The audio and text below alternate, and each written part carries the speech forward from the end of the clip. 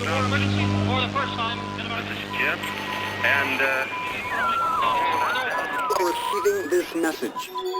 We are Ken Jennings and John Roderick. We speak to you from our present, which we can only assume is your distant past, the turbulent time that was the early 21st century.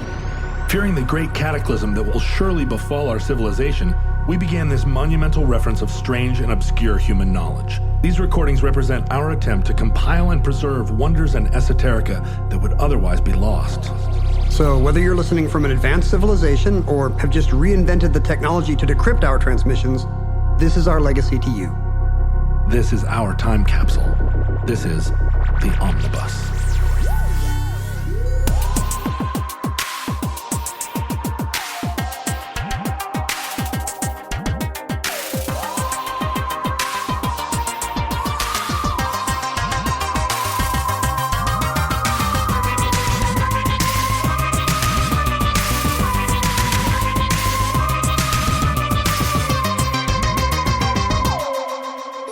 You have accessed entry 191.PR2321, certificate number 13321.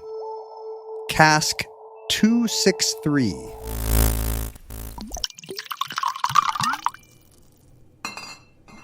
Yeah, that sounds kind of like the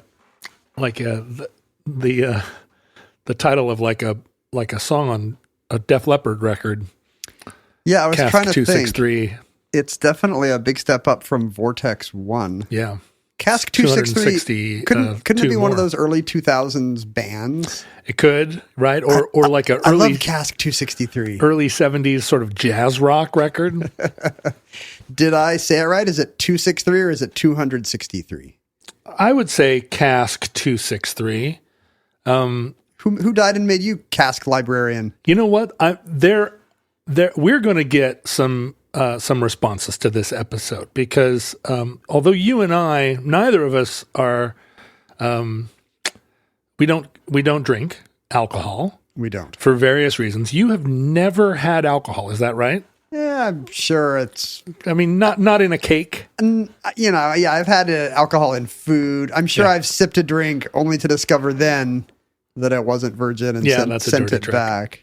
I, on the other hand, drank all of the alcohol of a lifetime, of a normal human lifetime. And mine. And your lifetime, but I just concentrated it into a much shorter period. So I have had all of the booze.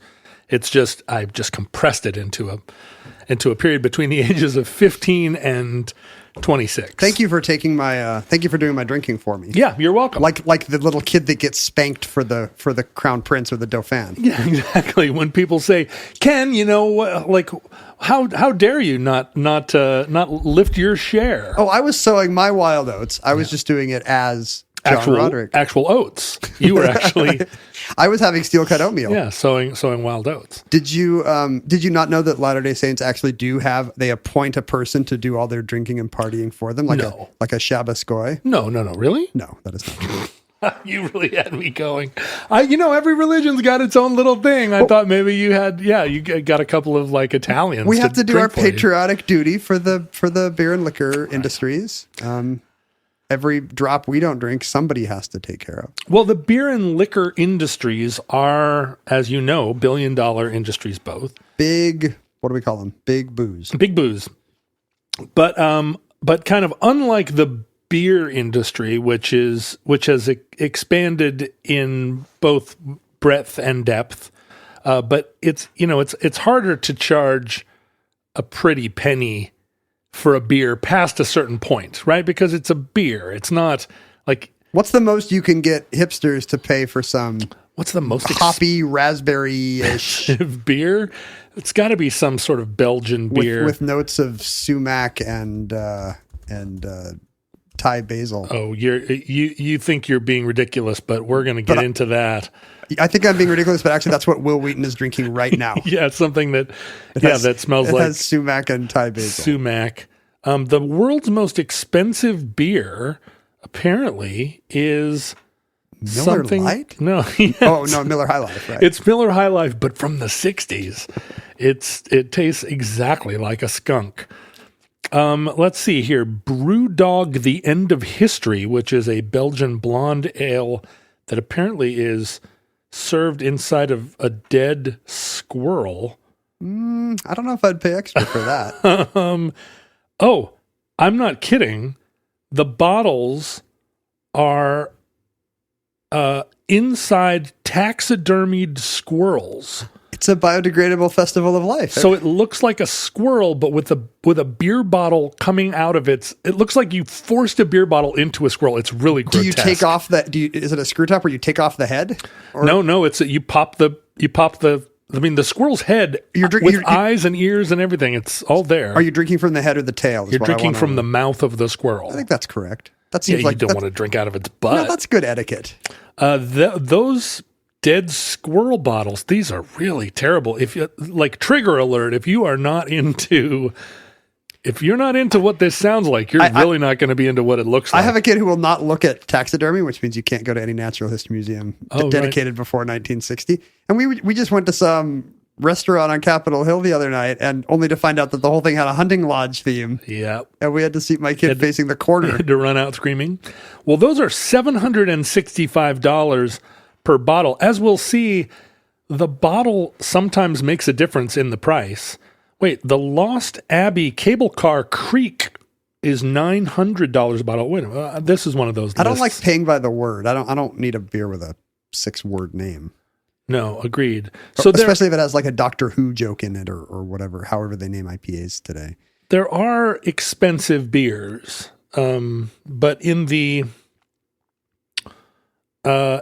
range of a couple $100. And even these are comical outliers, like the burger on the menu that has gold leaf. Yeah. And actually gold leaf will play into part of our story in a minute here too. There is I guess the reason that Lost Abbey Cable Car Creek sells for close to $1,000 a bottle is that it's no longer made. And so there were only a few places. That's the same reason I'll pay $1,000 for a can of apple slice from 1989. It's no longer made. You can't get it anywhere.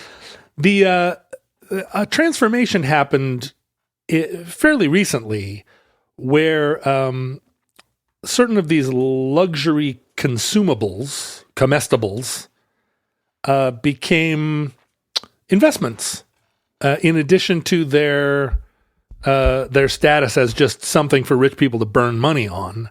Usually this creates problems when that happens, right? Yeah. Because suddenly the people who actually would like to consume it for its normal purpose have to compete with the investor class. And in some cases, that just means you can't afford an apartment in Vancouver anymore.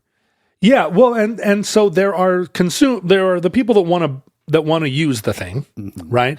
And then there's the speculators. There's the investor class, but then there's also the collector class, which wants to own it, but isn't really buying it as a speculator or to get rich, and they aren't necessarily buying it to use it. They just want to have it. This happened in antique maps. It used to be you'd actually have to be some kind of scholar or weirdo or both to be interested in bidding on old maps whenever they would appear. I feel like I'm both. And now, absolutely. I'm 100% both. I have a collection of old maps. Do you have old maps? I have some old maps. Yeah. I enjoy them more than I collect them. But now you're competing with literal multimillionaires who decided, at some point people were like, this looks great over the couch. And then suddenly there was a mass audience to contend with. And then people were like, these are undervalued. This is the next big thing. And then the money poured in.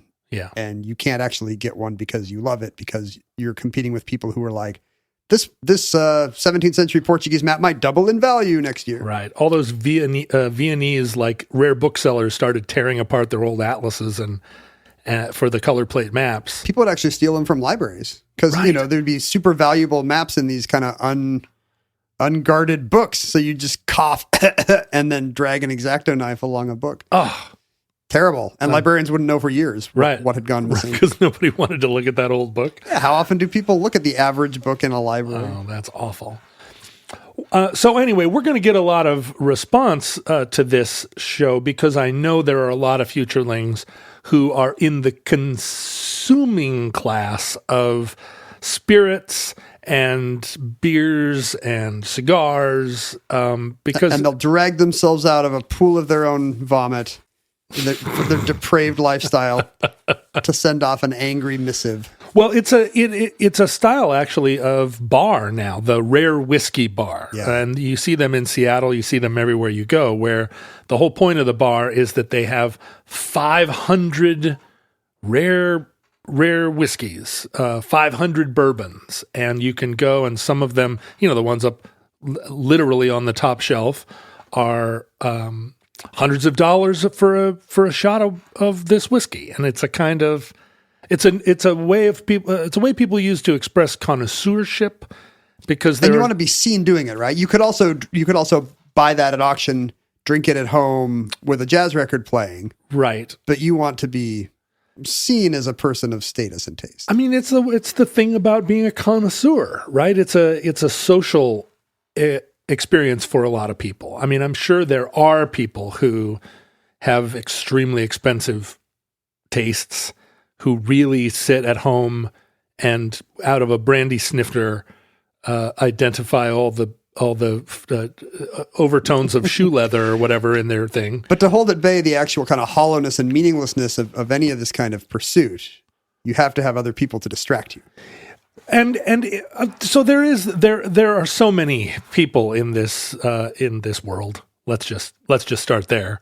There's so many people in the world, Ken. Over 6 billion. More than you think. And a surprising number of them, even though it's a very tiny fraction of the people in the world, a surprisingly large number of them are filthy rich. Yeah. And so, yeah, you have an image of like the son of a Russian oligarch or a Chinese billionaire, a callow Chinese billionaire who can they can drink a $10,000 bottle of wine, and it is a showy and kind of vulgar expression of wealth, because it's such a fleeting experience. You drink a glass of wine and then it's gone forever. How long did it last, right? I mean, you're probably not doing it for the buzz. I often think about also the quality multiplier. Like, if that bottle of wine costs 200 times what a pretty nice bottle of wine costs, is it 200 times better? Right. Or is it 1.5 times better? I have a hard time with luxury goods for that reason. Yeah. I'll be like, do I really want the seat on the plane that costs 3 times as much, but is actually just only slightly better because both seats are going to Dallas? Yeah, in that case, you seem to have decided you do want that better seat, or at least I have a lot more upgrade miles right now than I used to. You sure like to send me photographs of yourself sitting in those big, wide seats. But yeah, But do you ever have a problem with that? You're like, why does this thing cost 80 times? And I guess that's part of the appeal for people. It's better because it costs 80 times as much. Well, you and I talk about this a lot, right? Because I will make some mocking reference to your Mickey Mouse watch, and you'll get a little bit of a stern look on your face, and you'll go, "It's actually a nice watch." It's not nice. Because it's a Seiko, right? It's a Seiko from the 80s they don't make anymore. Right. I absolutely think that. I mean, I sometimes look at pictures of a beautiful Rolex watch, an old one, and I love everything about it. I love the connection to the 1960s and 70s. I love the idea of a handmade Swiss machine. They're beautiful. Mm-hmm. They convey a kind of thing. I mean, a new Rolex conveys a different kind of thing. But yeah, taste and old school elegance. But there is no part of me that needs to tell the time. Full stop. I do not need to know the time almost under any condition, except on Wednesdays when we record the show and you're like, I'm already at your house. Yeah, where are you? And I'm like, oh, is it that time already? I forgot my laptop. But like, the cheapest Rolex you could find is probably $7,000, which is more than I've ever paid for anything. So I can't. I keep hoping that I'm going to inherit someone's Rolex, but I've looked at all the men and women in my family, and although there are a couple of cousins that own Rolexes, I'm not in the line of succession to receive them, right? Like every cousin would have to die. 13 people would have to do some King Ralph style lightning strike, exactly. and you get a Rolex. All of a sudden, I get a lady's Rolex, and I would wear the shit out of it. But So yeah, I mean, I love some notions of it. That in particular, the watch thing. But I'll almost never. I don't know how rich I would have to be to believe that a $10,000 watch was. I guess it's a form of men's jewelry. It's one of the few things that a man can adorn himself with. On, yeah. And and a woman can have a $50,000 necklace or earrings, I guess, if you're living in, or $500,000 jewelry. And this is the one thing a man can wear that says, like, I'm a flashy guy. But I don't. That's not me, right? I'll never.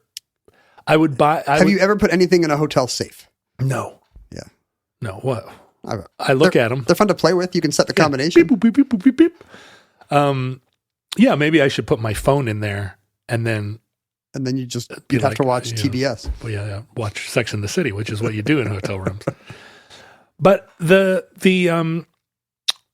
like cognacs and wine, I mean, these things have for many, many years been part of the luxury asset world. They've been, we all know about expensive bottles of wine that sell at auction, old bottles of cognac that are in some cases, 100, 200 years old even, that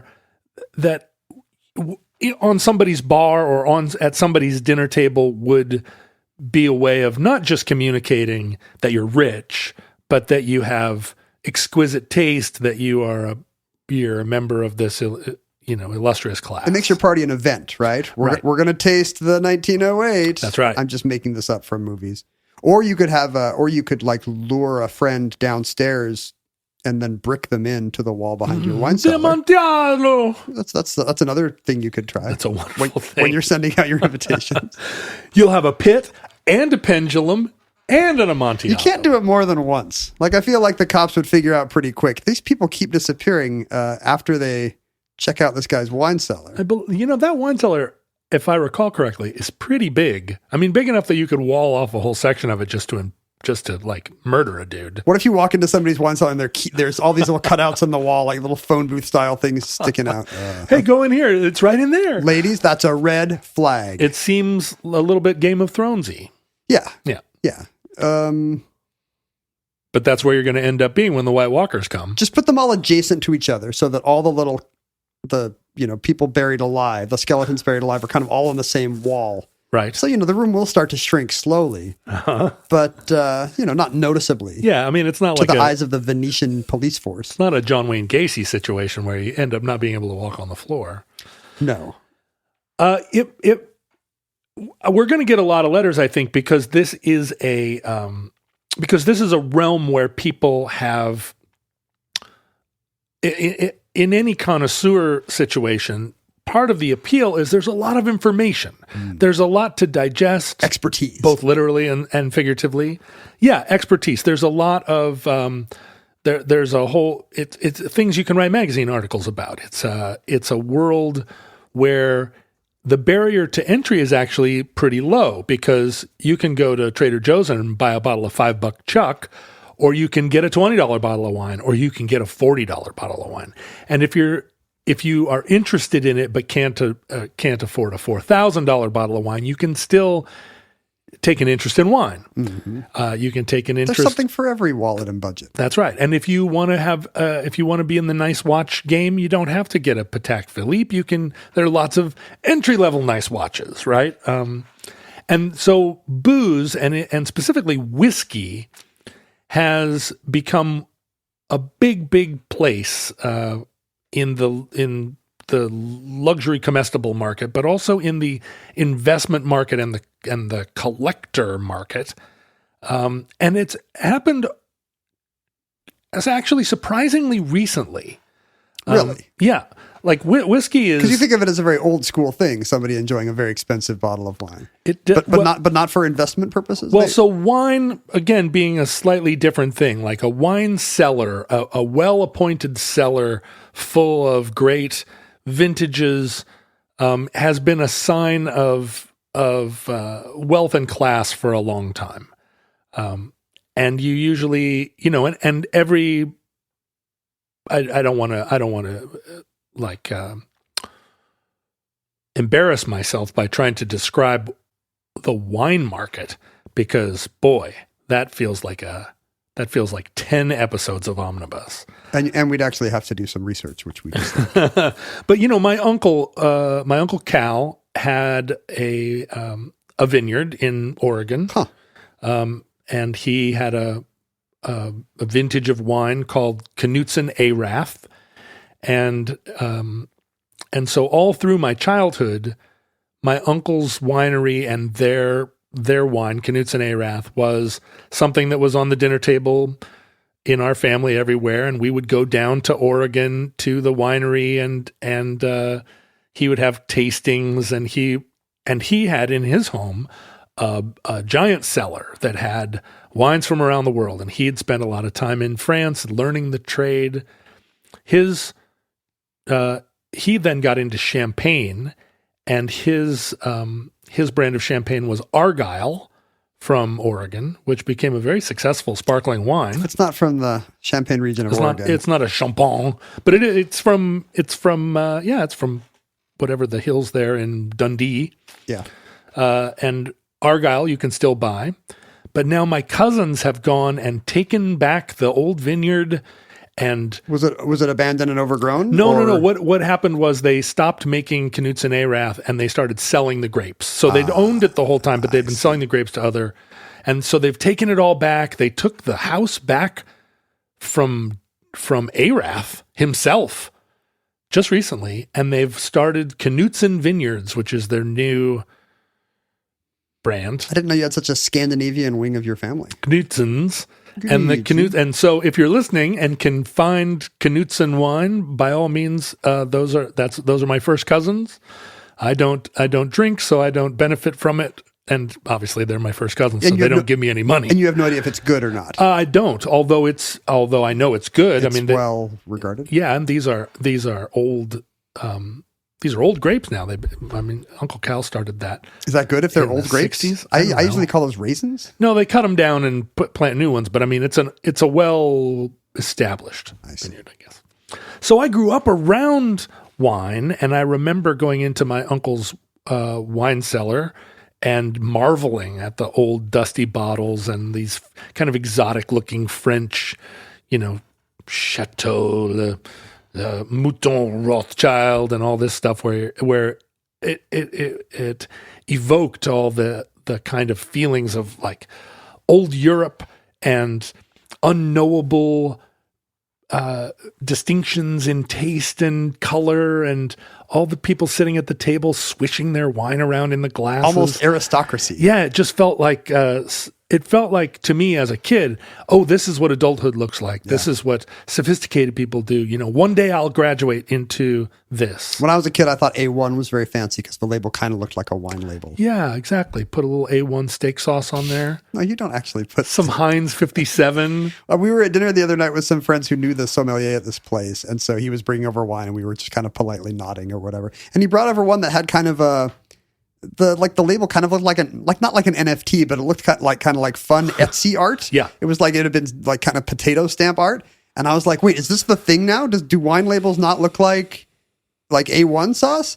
And he was like, no, I think they kind of do. Like this one's cool, but so this is the new thing I'm going to get into is actually wine labels that like look cool.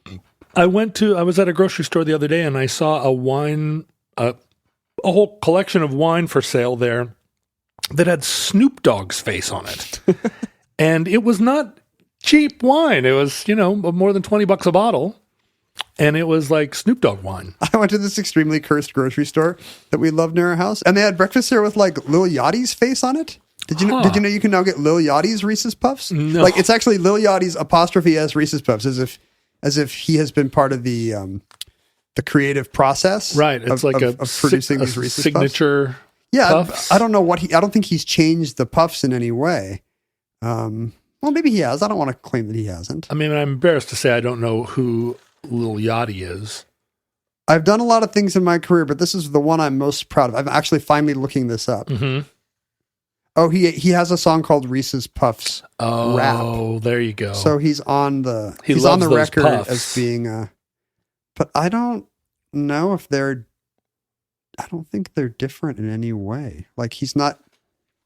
It's more like just seeing Mary Lou Retton on a Wheaties box. Like none of the stories report that he's changed up the recipe. But it didn't say Mary Lou Retton's Wheaties. But then she didn't do a Wheaties routine at the Olympics. No, that follows your success. But I guess nowadays you just need to shout out the brand. Yeah, and they'll put you on the label. So yeah, I hope you can find in the Wreckage of Society some Lil Yachty's Reese's Puffs. They look delicious. The crazy hipster label we'll see also plays into our story in a second. The origins of Scottish whiskey go back to the 15th century. Really? What we call Scotch. Scotch is a type of whiskey, and it has to come from Scotland. It comes from Scotland, and we think of the most Scottish whiskies, or at least over 50% of them, come from the north of Scotland, from an area on the coast there called Speyside, and that's where Speyside. Yeah, Speyside. Now, I'm going to be saying a lot of Scottish names, Gaelic names. I'm not going to be pronouncing them correctly. Heads up, everyone. As a Welsh person, I feel like this is an act of patriotism for you. That's right. To say it that's wrong. right. And I would, and if I were saying Welsh names, I would also be mispronouncing them.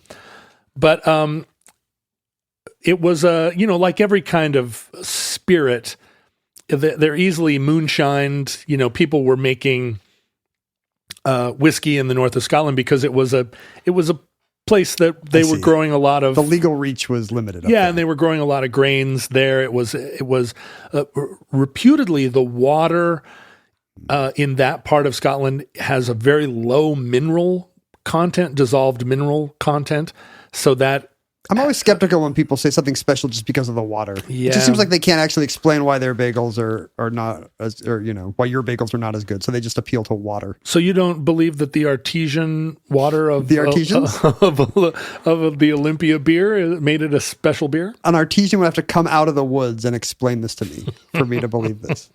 I have not seen the artisans. What happened was up in Scotland there was a lot of bootlegging liquor has always been a thing that was taxed by governments, through the centuries. And so they got a captive audience. Yeah, it was a thing where there were stills popping up right and left, and the crown was coming and cracking down. And this kind of all culminated in 1823. The Crown passed an excise act in 1823 that basically allowed distillers to legally make whiskey up in Scotland and pay an excise tax, but not a criminal one, enough that it could become a profitable enterprise. As you can imagine, the title of the oldest distillery in Scotland is also a thing both disputed and prized. The claim by a distillery called Little Mill kind of seems to have been the one that has taken that crown of thorns, actually the oldest crown of thistles, from the 1770s, but older than America. Older than Possibly. America. And originally these whiskeys were what's called malt whiskeys, which were made in a single sort of pot still, your basic unsophisticated still that had to be cleaned out every time. You make a mash of barley, you soak it for a while, and then it starts to ferment, and then you stop the fermenting by boiling it over a peat fire, and you've seen a still in operation. Yeah. And these were. And is that good? Does that make it good if it's, what's better, single malt, double malt? Well, this is kind of key to our story. Those original single malts then were, they were each very kind of, each time you brewed a still, you would get a very sort of different flavor depending on what went in and just what happened in the course of the distilling rather. And so as these whiskey distilleries tried to produce Like standardized there. like a product that was consistent from bottle to bottle, they started blending different batches, and you would end up having a like an employee, like a professional person who would taste the different mixes and blend a consistent tasting whiskey out of a selection of these single malts. So is that why a connoisseur is more of a single malt guy? Because you can get more variety or... Well, we'll get there. Or more difficulty? Okay. We'll get there. It was, and a lot of it has to do with, once the booze is distilled, then it's put into a cask, and the cask itself imparts a lot of flavor to the... Yes, the wood itself, the right? That's what all the Kentucky bourbon people say. Right. And a lot of the casks were originally used to, when they were new, they were used for sherry, and then you take an old sherry cask and use it for whiskey. So some of the flavor of the whiskey comes from what had been in the cask before. Cask making is a whole, it's the cooper's art. I mean, it's an ancient trade. It's just a barrel. It's just a barrel. Just making the barrel. Let's not give them too much credit. But you scorch the inside of the wood, and that scorching is that right? also imparts flavor to it. It's the oak barrels typically. And so, this was a cottage industry, this Scottish whiskey, but in the 1850s, a couple of things happened. There was a new still was invented, what's called the continuous still, that didn't need to be cleaned out every time. You could make more booze. You could make it faster. Are they using it still?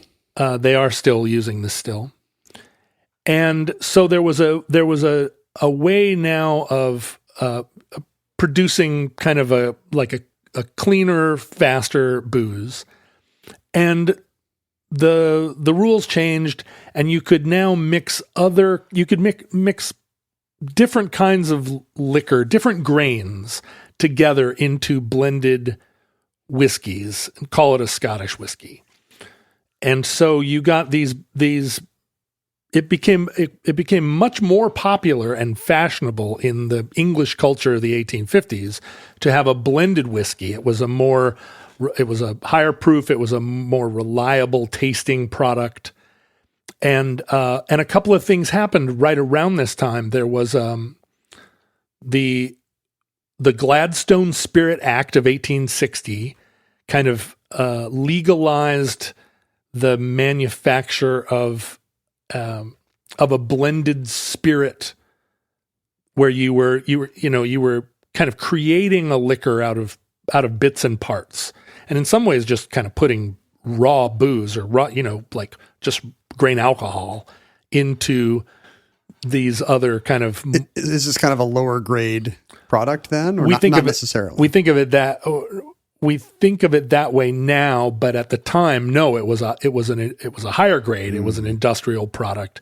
Scotland was very fashionable in the Victorian era because Queen Victoria had such a Scottish fascination and connections and Balmoral. And that guy she was into. That one dude. So Scotland was like all the rage. Everybody was wearing tartans, and coincidentally, there was at the time, the fancy liquor, if you were a fancy lad, was brandy, but there was a devastating agricultural plague over in Europe that this would have been imported brandy probably. Yeah, this is largely French cognac. Ruined all the brandy. Yeah. And so there was this homegrown alternative, which was blended Scotch whiskey.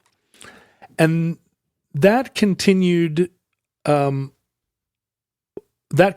be the mainstream whiskey from Scotland for then all of the 19th and really most of the 20th century. Interesting. So it's in our lifetimes that the fashion changed. Like just before I was born, the distillers at Glenfiddich, one of the main sort of Speyside Scotch makers, which all have Glen in the name for some reason. A lot of them do, because they come down from the glens. The Glen, they're growing wheat in the Glen? They're malting wheat in the Glen? That's what's happening. That's not where I would grow wheat, but okay. Where would you grow wheat? In a wheat field. On the fen. Yeah. I'd be in the glens and the fens, up in the tors or the coombs. Well, Glenfiddich, they had the foresight to, in 1963, someone at Glenfiddich said, but because here's what was happening. They were, throughout this whole period, they were making single malt scotches. They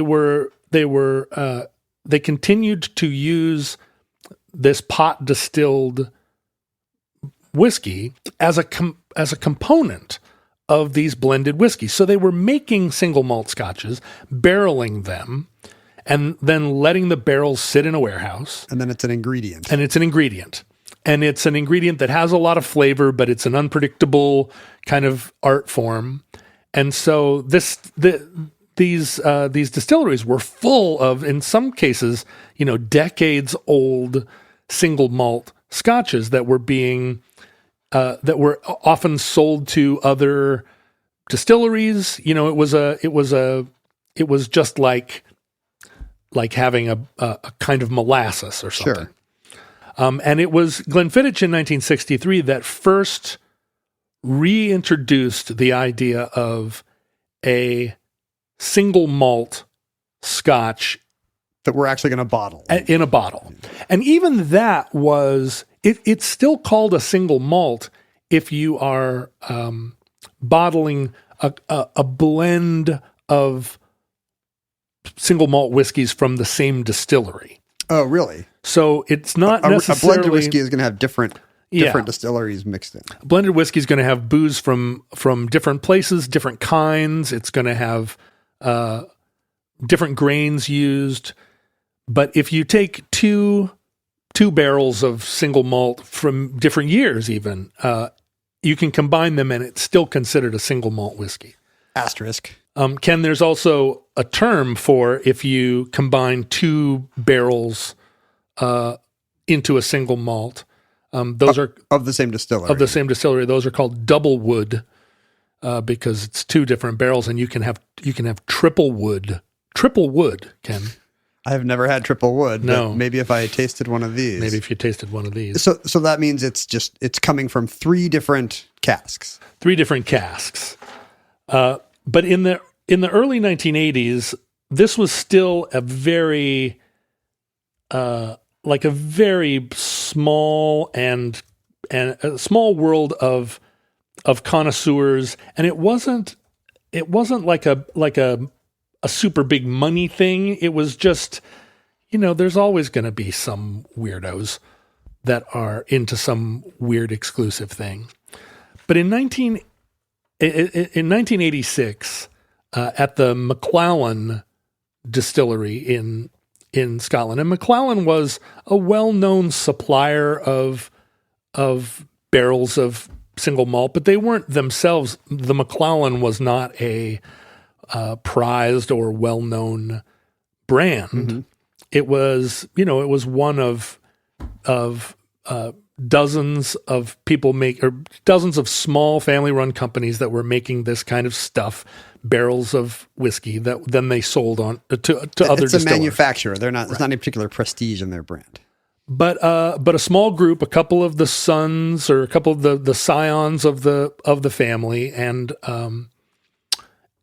a few kind of like marketers in 1986 they were walking through, new business partners kind of walking through the warehouse, and they realized, oh, we've got some casks here that have been sitting around for a long time. And a guy by the name of Willie Phillips was working with the Schiach family. And he and his pals kind of said, what would happen if we just just took this booze that's in this cask and just put it in bottles. You know, single malt was enough of a thing that this would have been it wasn't like a lightning strike, but it was kind of a yeah, it wouldn't be the first thing you'd think to do with an old barrel. Yeah, it was a way of it a little bit. It was just kind of a marketing, like taking the temperature of the mid '80s and realizing, oh, you know what? I bet you we could sell this to yuppies. Thinking outside the cask. And they found some 25-year-old barrels. Is that a good age? Like, is the older the better when it comes to single malt? No, and it's not true of any of these. Right. Eventually, stuff will turn into something not so great. Sometimes it's an organic process, right? So sometimes an old bottle of wine, you open it and it's terrible. It's gone vinegary. Yeah, it's gone south, and then sometimes it's great. And then the same is true with casks of whiskey. And it was during this walk around that they discovered some barrels. They discovered a single barrel of booze that was 60 years old. And when I say booze, it's because whatever. I don't care about this stuff. So if I found a 60-year-old barrel of booze, I would just immediately brick up Willie Phillips into the wall. That's right. And then I would just keep it all for myself. And he'd be in there. Is this revealing too much about me? The McClellan! Montresor! Let me out! And so they were like, can this still be good? It's like doubtful. And they popped it open and they tasted it. And to their surprise and delight, it was still drinkable. They weren't like, holy cow, this is great. They were just like, we could sell this. Yeah, it was delicious. Mm-hmm. But I don't think anybody felt like it was the greatest whiskey they'd ever tasted. Changer. But it was good. It was still very good. And it was. I do this in my fridge all the time. Yeah. I'm like, well, who bought the sour cream and when? Let's see. You saw me. Yay! You saw me do it a couple hours ago when I smelled the half and half. The half and half. I was like, no, I don't think this one's still good. Yeah, I feel like I have a Willie Phillips experience like this every day. I'm a real connoisseur. Well, what they decided they were going to do is bottle this at the time 60-year-old single malt whiskey that was in cask number 263. And out of the cask, they managed to get 40 bottles of this malt. And they thought it was hilarious. They thought it was great. One of the people involved knew the pop artist Peter Blake, who famously... I thought you were going to mention some Scottish laird, but no. Peter Blake. Peter Blake, who famously did the Sgt. Pepper album cover. Yeah. And they said, this is a good idea. Why don't we have Peter Blake design the label for 12 of these bottles? And so Peter Blake designed a cool hipster whiskey label. Not 12 designs for one each. No. But 12 of them had the special Peter Blake. Had the Peter Blake design. And what he did was he took some pop culture references from 1926, which is when the cask was originally bottled, including... And the last time pop culture was good. Yeah. Valentino is on his label. Benito Mussolini... Yeah, exactly. On there. All these icons. Weirdly, the golfer Bobby Jones appears on the label. Yeah, golfers were big celebrities. And isn't he Scottish? Am I wrong He's about Scottish. Yeah, so there you go. And so... This would be a very funny version of Sgt. Pepper's Lonely Hearts Club Band if one of the Beatles were told, and you need to pick your favorite celebs from the mid-20s, and he's like... or if it had only been golfers. Big Bill Tilden and Robert Benchley, I guess. Well, so Blake does 12 bottles, and they sell them as as kind of like a cool, groovy new concept. And they're for how much? Well, it's funny because the story, the mists of time have kind of confused the question of the first time these bottles were sold. So They just sat on the gift shop for a while. Yeah, like the guy that was really spearheading this was a guy by the name of Hugh Metcalf. And Hugh was the one that was like, this is a dynamite like marketing scheme. McClellan is still selling almost all of their stuff to the marketplace, to Glengarry and Glen Ross. And they make these, that's right, Glen Grant. They make these bottles with Peter Blake on them, and no one involved in the story can quite recall exactly what happened to them at first. They were all sort of sold, but they weren't, there wasn't like a splashy auction or anything. No, and there wasn't really even a market for single malt whiskeys in this way in 1986. It'd be funny if they just turned up in stores like a winning lottery ticket and some guy just happened to buy one. It kind of was like that, although there were only 12 bottles. And so of the Peter Blake ones. Of the Peter Blake ones. So these are noticeably more collectible than the 28 non-Peter Blake ones. You said there were 40 bottles total? Well, so the other ones, they sold these 12, but the other ones they still kind of held in reserve. Oh, I see. And in 1993, their Italian distributor said, hey, I could get an Italian artist to design some labels. And he got Italian artist Valerio Adami to design kind of a like a line drawing label, like not a collage, but like almost a Miro drawing. And they did 12 Adami bottles. And then there were 2 bottles sold with blank labels with the idea that like, hey, you can, we're doing these art bottles. Yeah. You could do your own art bottle for 2 of them. And then the remainder of the bottles were sold under a program that the McClellan developed called their Fine and Rare collection. I thought you were going to say they were sold to elementary schools. They were a community outreach program. They were sold to local winos.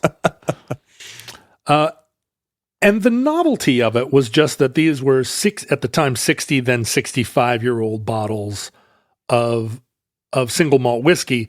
It was kind of an unprecedented thing. Now, it's not unprecedented in cognac, right?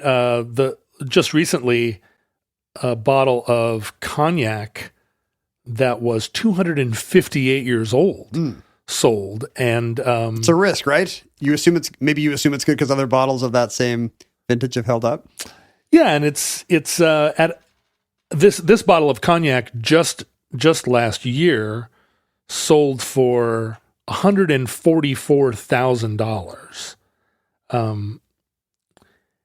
and it's that's more than I would have spent. Yeah, right. It's but it's kind of a it's a famous. I mean, this is 1762. This cognac, like. How does it? I always wonder how these have gone undrunk, unless they're from like pirate shipwrecks or something. Right.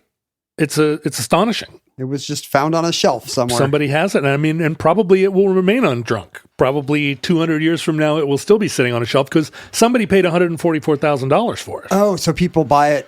I guess that's true. If you buy it as an investment means, or even just as a sign of prestige, right, you're not going to crack it open with your buddies.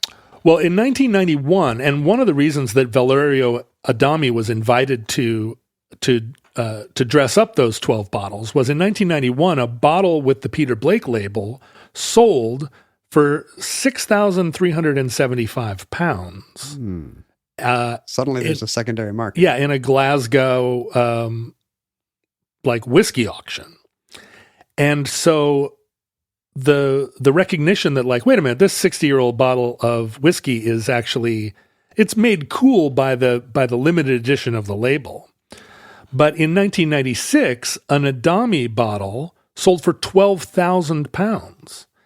And this was sort of the beginning of the kind of global fascination with single malt whiskeys. So I quit drinking in 1994. And in 1994... And as protest. As a protest to this single malt whiskey to this thing. Terrible new trend. At the time, when I quit drinking in 1994, I had never heard of a single malt whiskey. And so I never tried one. I probably wouldn't have been able to afford one, but that was a thing that came later. And I remember, whenever somebody quits drinking, they're always going to be 5 or 6 times in their life when they're like, oh man, it's my daughter's wedding. My chance to. Yeah. And one of the things I remember in the late 90s as single malt whiskeys were what everybody was talking about, thinking, well, I'll never have one. I quit drinking too soon. That's the main problem. I guess I would have assumed that people who drink enough to consider quitting, maybe this is unfair, but maybe are they not the kind of connoisseurs who would be like, well, I would like to try a more expensive version of that. I mean, that's not why you're drinking if you have a problem. No, and that's exactly right. But does it add even at a level of alcoholism, there is a level of, boy, this is good stuff. Well, a lot of alcoholics justify their alcoholism by saying they're connoisseurs. Yeah. I mean, it depends. If you're a rich alcoholic, 100% you figure out a way to make it about how you really care about the wine and whiskey. When you're a poor alcoholic, it's kind of hard to say like, no, 10 High whiskey, it's really my brand. I just would have assumed, if you need the hit, you'd actually. And that's the thing. I mean, what happened to me, and this is, I think, really common, is that alcoholics are always looking for a reason. And so if it's like, oh, what I never did was try the fancy, it's just your brain. It would be a terrible reason to fall off the wagon. Yeah. Because of just to try some dumb thing. Some marketing guy and an Italian pop artist. But by the late 90s, I mean, the late 90s was the first time that I became aware as a pop culture consumer that this was something now that magazine articles were being written about. Single malt whiskeys. But the thing is that these whiskeys, they all sold, and a few of these bottles got drunk at somebody's party. Shouldn't they be? Well, before... I'm in favor of that. Oh, I see. They just got drunk by people who didn't know what they had. Well, they knew what they had, but they were fancy pantses who could afford to drink a $5,000 bottle of whiskey. You have yet to make the case that the liquor is any better. Do critics agree that it's some special cask? What's strange is that very few people have ever consumed it. The guys that were there, I mean, it was submitted. So Alan and Peter Schiak, who were the scions of the McClellan family, Frank Newlands, Willie Phillips, Hugh Metcalf were all there that day when they discovered this barrel and said like, hey, what would happen? They submitted it to the McClellan's nosing panel, who decided, yes, this is a sellable thing.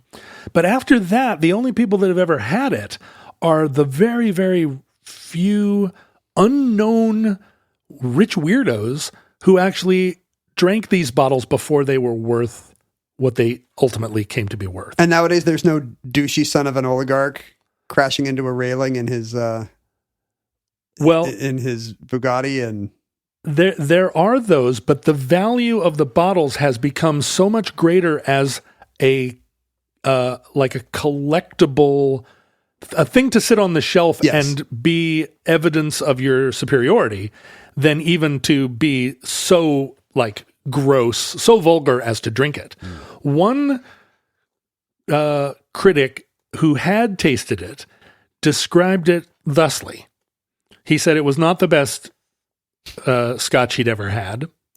They should not put that on the label. He named some scotch from 1997 that he said was way better. But he said it had notes of prunes and dates. Yeah, so it's like Dr. Pepper. Some clover, ginger, and cinnamon. And I was like, this smells like a potpourri candle to me so far. But he said it also had subtle elements of orange marmalade or marmalade. Why not? Peat smoke, oak tannins, linseed oil, leather. I mean, at this point, he's just naming stuff. I'm stunned that his palate is so sophisticated. Ripe pears, sweet caramel. This is definitely a case where the more things you name, the better your palate looks, so you're incentivized. Yeah, he also tasted apple, honey, and vanilla. So it's all there. I mean, what other flavors are there? That sounds pretty good. Some of those are things I would eat. I'm not going to go have some leather and linseed oil for lunch, but apples and vanilla, okay. He didn't say soy sauce or wasabi, but almost every other flavor is in that list. But because of the limited number, the 40 bottles, and because of the connection to the kind of Peter Blake and the hip art, and because there was this precedence of a bottle selling in 1996 for 12,000 pounds, when the next bottles came on the market, Oh, right. They still got a reserve. it wasn't for a couple of decades. And apparently in 2011, the earthquake in Japan, apparently there was a pair, one Blake and one Adami, in someone's collection that fell off a shelf and broke. Oh. So that was the last anybody heard about these bottles until 2018. I would go look it up if it, I mean, I guess it's soaking into the carpet.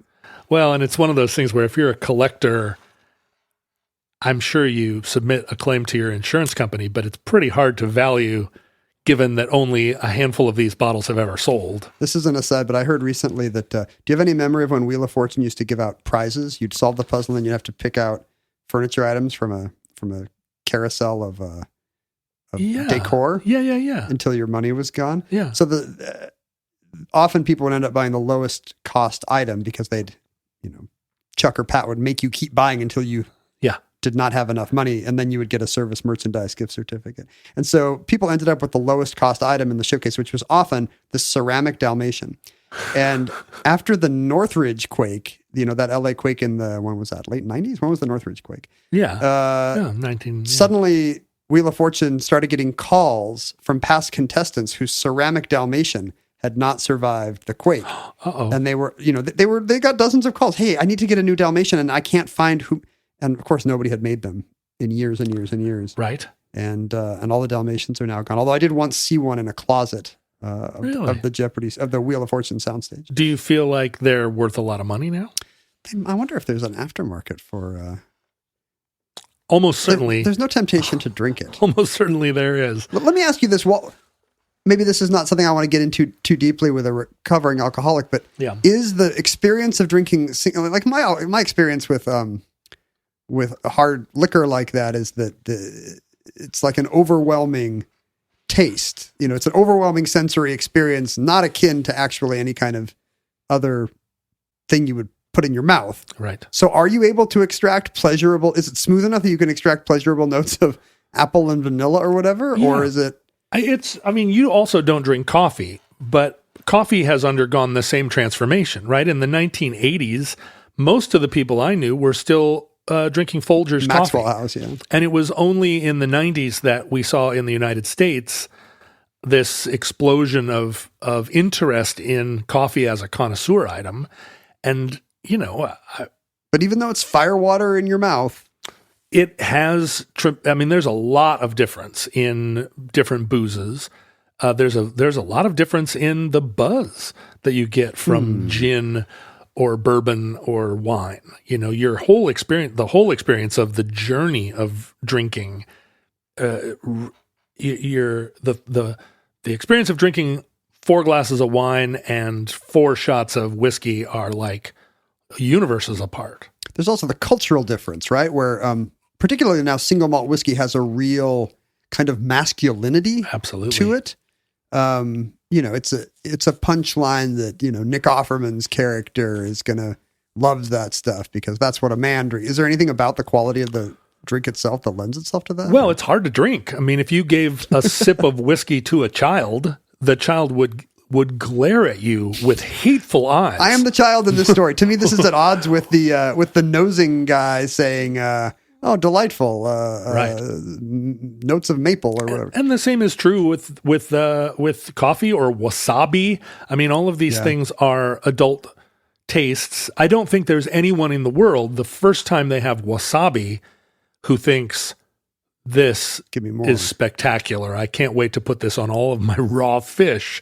Right? If you went to my daughter and said, there's one thing that makes raw fish better, and that is this tiny ground up root that shoots daggers up your nose. Yeah, that makes your nose uncontrollably run. So it's part of the experience, I think, of as you've lived life longer and more fully, you're really trying to torture your body. Right. I've done all the normal stuff to my body and I'm still alive. It's Yeah. the human death urge means stronger hot sauce, please. Yeah, I'd like to do yoga in a 110-degree room. I'd like to go to a spa where they hit me with reeds. Like it's Nobody's massaging me hard enough. all of these things are part of the, but I do believe absolutely, just like the people who work in parfumeries who can detect tiny little amounts of flavor. that's real. I mean, even Napoleon Dynamite can taste when there's bleach in the milk. Like it's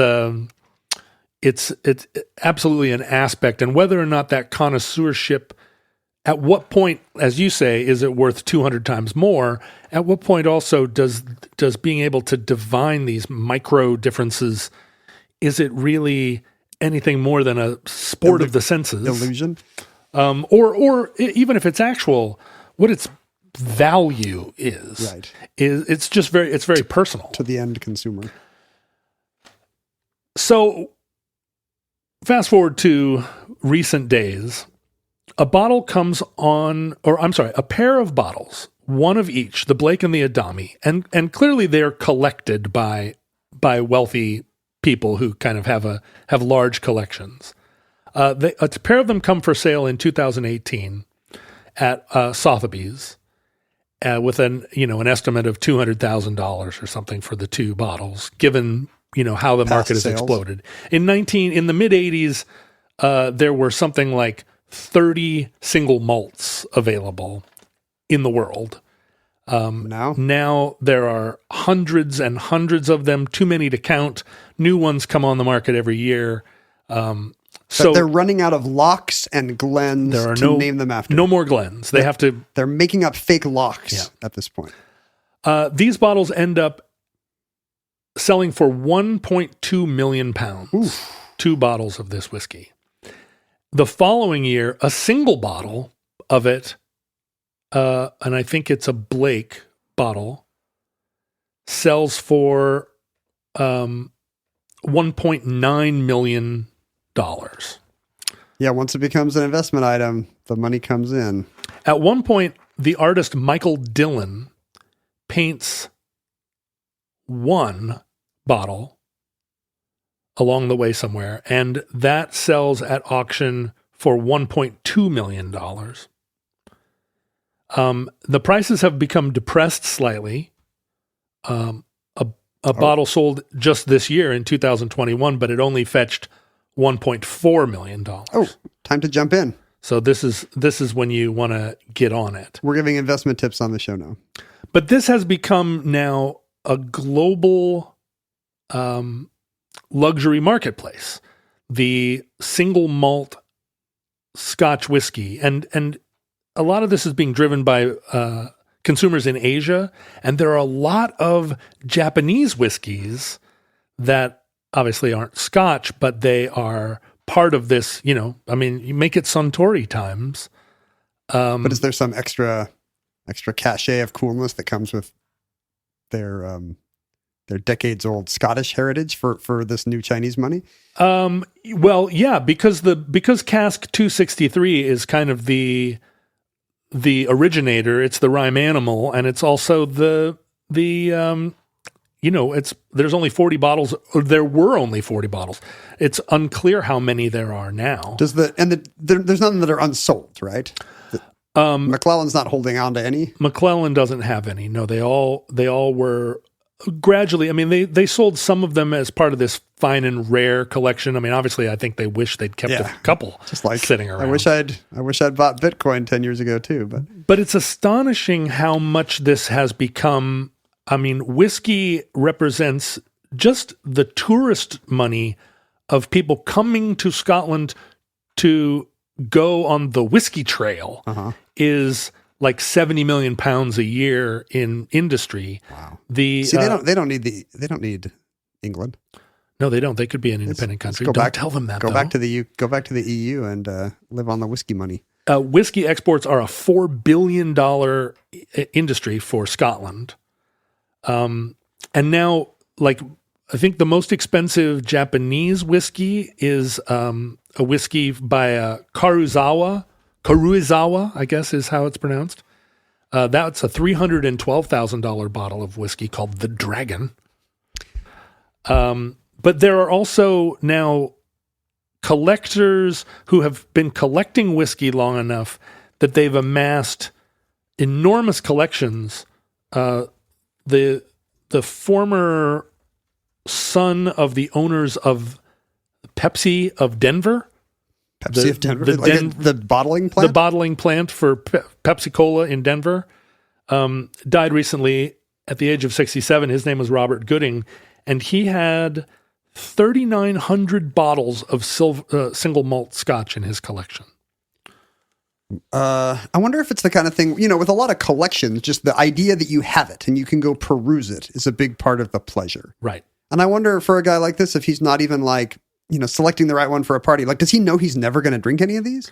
Or is part of it just, would that ruin the fun of having it if he'd actually drank one? No. Well, boy, I don't know. Can you drink at the point that you're drinking a $2 million bottle of Scotch, every shot is worth tens of thousands of dollars.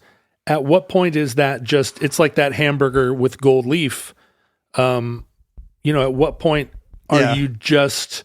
Some people are going to love the gaucheness of it. Yeah. Some people are going to be repelled by it. You're just pissing on the poor, but that has its own appeal. Right.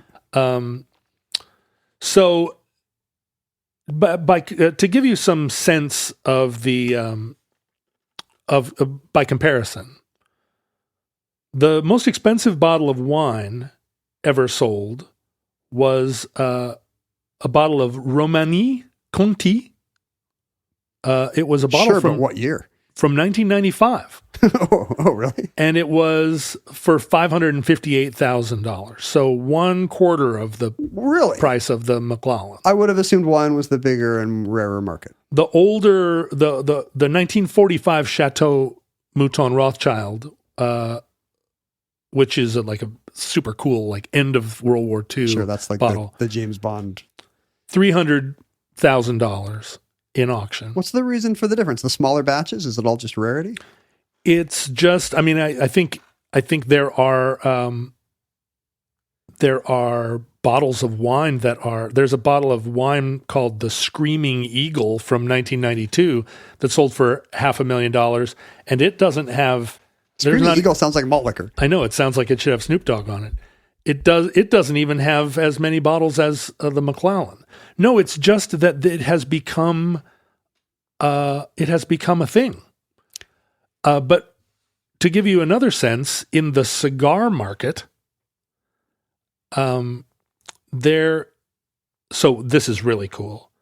In 2012, some archaeologists found 800 Mayan cigars that were over 600 years old, buried in copper, buried in pots under the ground. The Mayans wrapped tobacco leaves into cigars, not too different from our modern ones. If you look at these cigars, they are cigars. Wow. They look exactly like a cigar that you would buy in a box.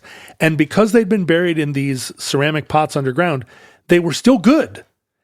And the cigars, and I don't know who these archaeologists were that found these cigars, but they were sold to a collector named Gary Liotta